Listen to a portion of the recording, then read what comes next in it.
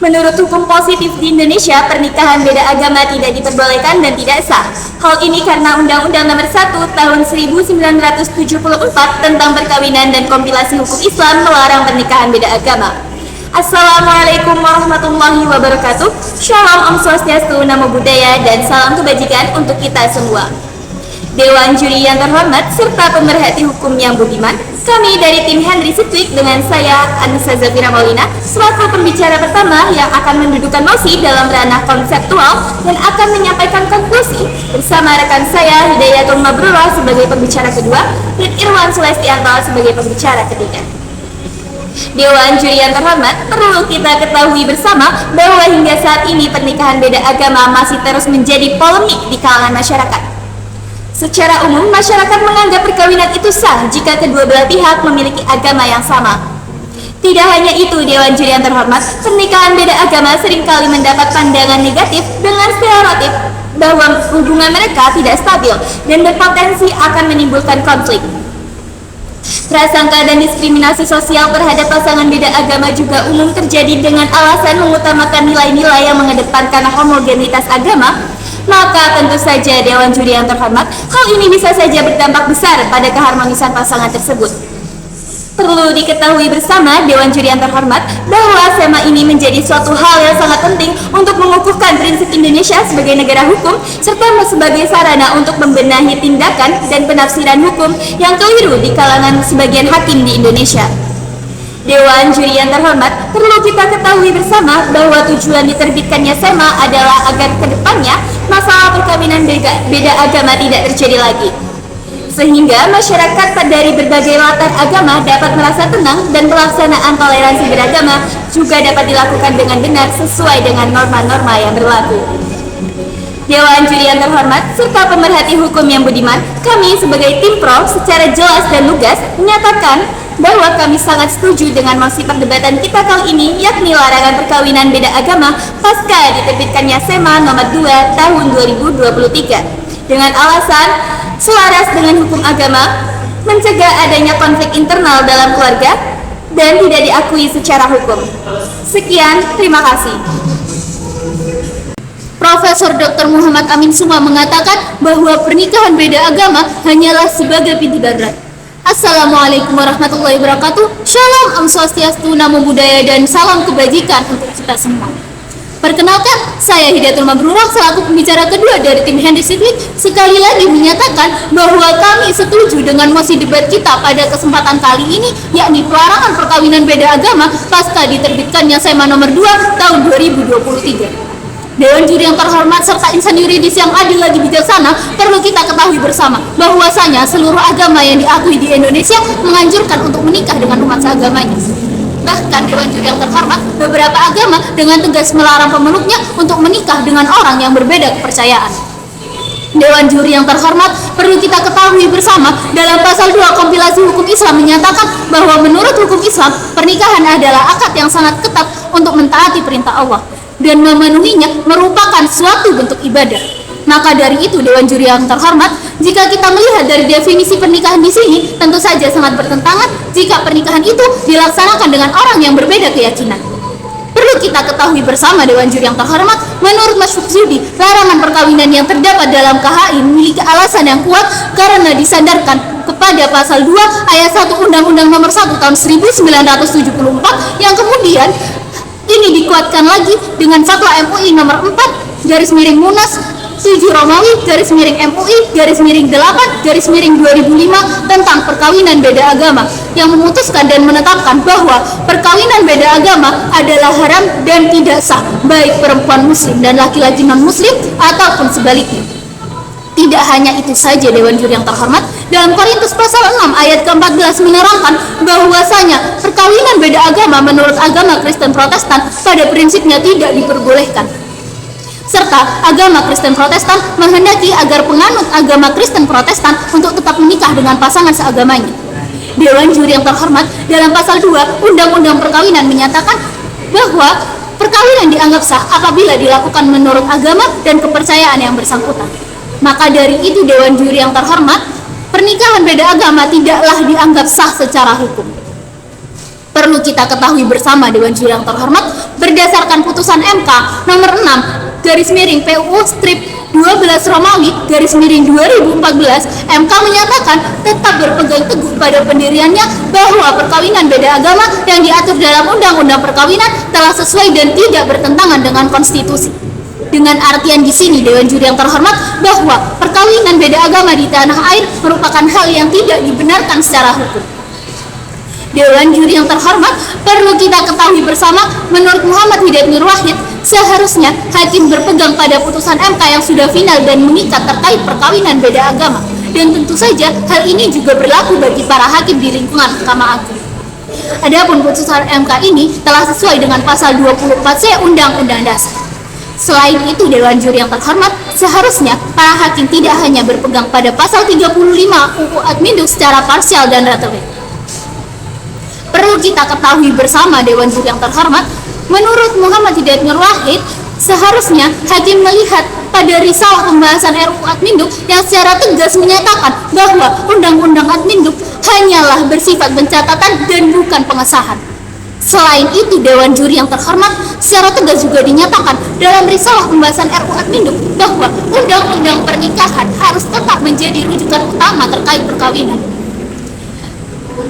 yang mana di dalamnya menjelaskan bahwa perkawinan itu harus sesuai dengan hukum agama dan kepercayaan masing-masing.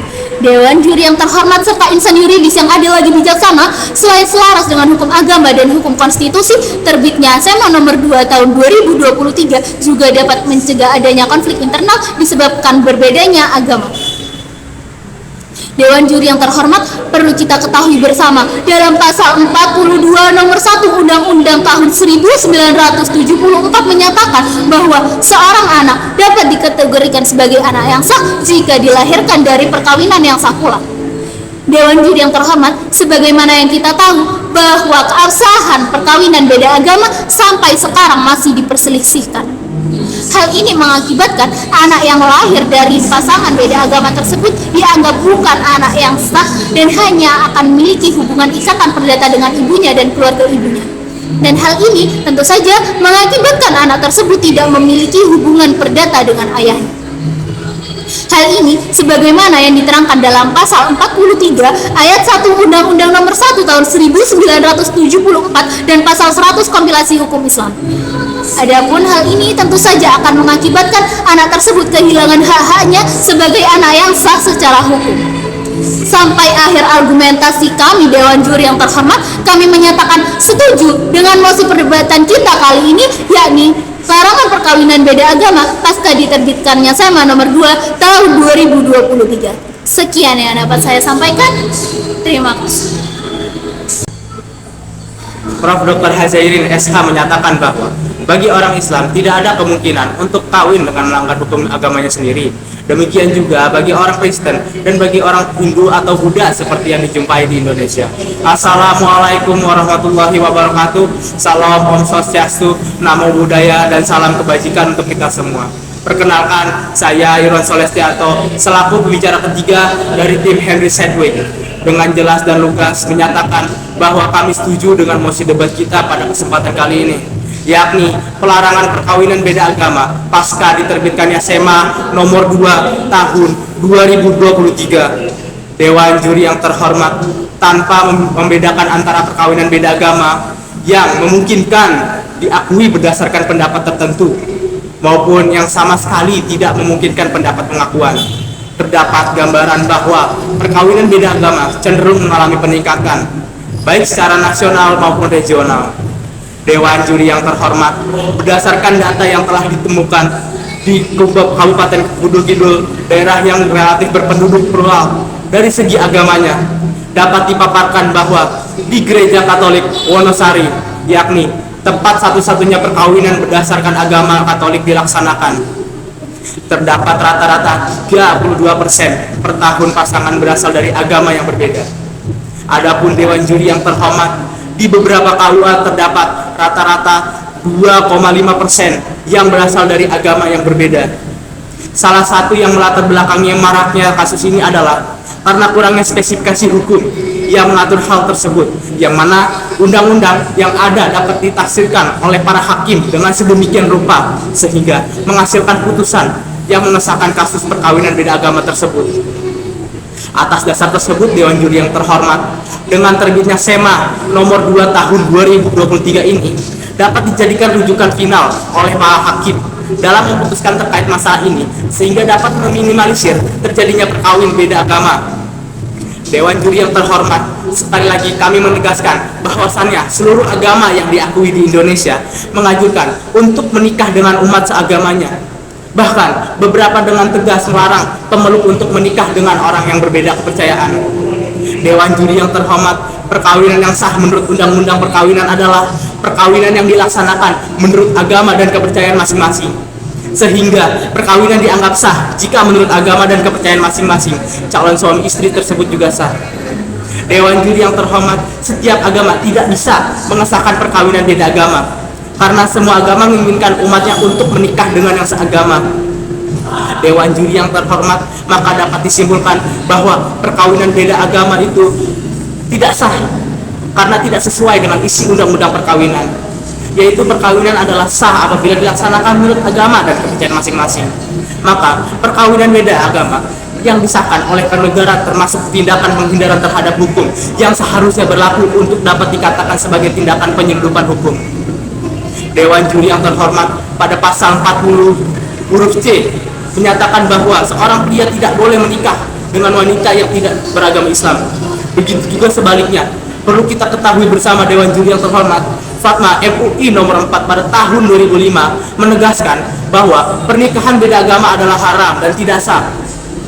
Dewan Juri yang terhormat, menurut data yang kita kumpulkan pada tahun 2007, Jawa Tengah merupakan provinsi dengan jumlah pernikahan beda agama terbanyak di Indonesia, yaitu 46 kasus.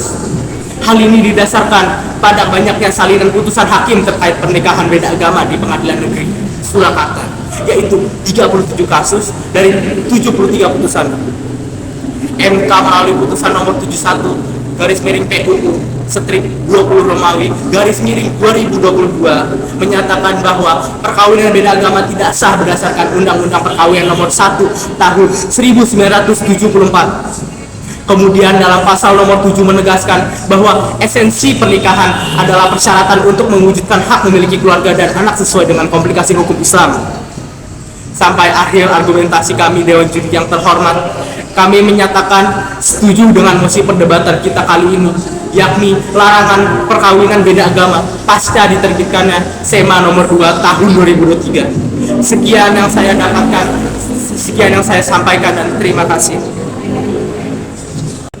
Dewan Juri yang terhormat, telah sampailah kita pada ujung perdebatan kali ini. Izinkanlah kami menyampaikan konklusi kami dalam mencegah adanya pernikahan beda agama. Dewan Juri yang terhormat, pemerintah seharusnya dapat berupaya dengan mengadakan konseling pranikah, di mana pada konseling pranikah ini, pemerintah dapat menyampaikan beberapa hal yang mencakup pendidikan agama, diskusi nilai dan tradisi, hak dan kewajiban, pengasuhan anak, serta kesehatan mental dan emosional. Perlu diketahui bersama Dewan Juri yang terhormat bahwa tujuan dari konseling pranikah ini adalah untuk membantu pasangan lebih baik dalam memahami satu sama lain, membahas harapan, nilai-nilai, dan potensi masalah yang mungkin muncul dalam pernikahan. Dengan demikian, Dewan Juri yang terhormat, pemerintah dapat membantu pasangan dalam memahami nilai-nilai dan tujuan hidup masing-masing, serta menetapkan harapan yang realistis dalam pernikahan. Sampai dengan akhir argumentasi kami, Dewan Juri yang terhormat, sekali lagi kami tegaskan bahwa kami sangat sepakat dengan mosi perdebatan kali ini. Sekian dan terima kasih.